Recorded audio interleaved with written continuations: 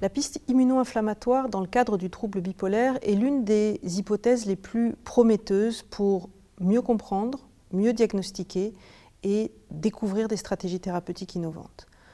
Pourquoi a-t-on pensé que la piste immuno-inflammatoire était une voie d'avenir ? Premièrement parce qu'on sait aujourd'hui que les troubles bipolaires sont la conséquence de l'interaction entre un terrain génétique favorisant et des facteurs extérieurs, des facteurs environnementaux. Par exemple, on sait aujourd'hui, et ce sont des découvertes qui ont été portées par les équipes de la Fondation fondamentale, que les patients bipolaires sont porteurs de variants génétiques qui vont expliquer qu'ils se défendent moins bien que les autres face à des agressions extérieures comme des stress très précoces ou des infections, en particulier au début de la vie. Cette interaction entre ce terrain génétique et ces facteurs environnementaux va déclencher une cascade immuno-inflammatoire qui va persister tout au long de la vie et tout au long des épisodes aigus, d'épisodes dépressifs ou des épisodes maniaques.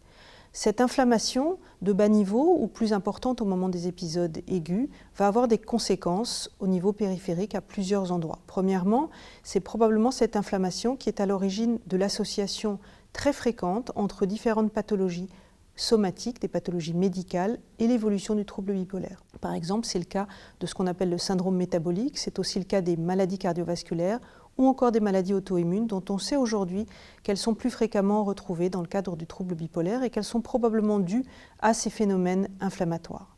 Deuxième conséquence de cette inflammation, c'est la modification de la perméabilité d'un certain nombre de barrières, en particulier des barrières digestives. L'augmentation de la perméabilité de la barrière digestive a deux conséquences. La première, c'est la modification de la flore digestive, ce qu'on appelle le microbiote, qui est aujourd'hui à l'étude dans le cadre du trouble bipolaire, parce qu'on a l'espoir que des traitements probiotiques vont permettre de compenser cette modification de la flore microbienne. La deuxième conséquence, c'est le passage dans la circulation sanguine d'un certain nombre d'antigènes, de protéines, qui vont déclencher des réactions auto-immunes de défense du corps, qui va reconnaître ces protéines comme étrangères. Et par malheur, il peut arriver qu'il y ait des réactions croisées entre ces auto-anticorps et un certain nombre de protéines, par exemple cérébrales, ce qui va entraîner des réactions de phénomènes auto-immuns contre des récepteurs cérébraux. Et là aussi, la description de ces auto-anticorps est un axe de recherche en cours d'exploration.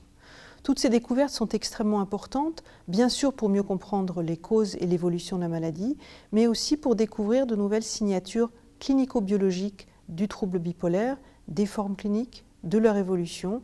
Et c'est ces descriptions clinico-biologiques qui vont faire le lit de ce qu'on appelle la médecine de précision, la médecine personnalisée en psychiatrie, dont on a aujourd'hui tant besoin pour identifier des formes cliniques homogènes de la maladie et surtout pour proposer à chaque patient des stratégies thérapeutiques personnalisées, adaptées à son cas, adaptées à son histoire et adaptées à l'évolution de sa pathologie.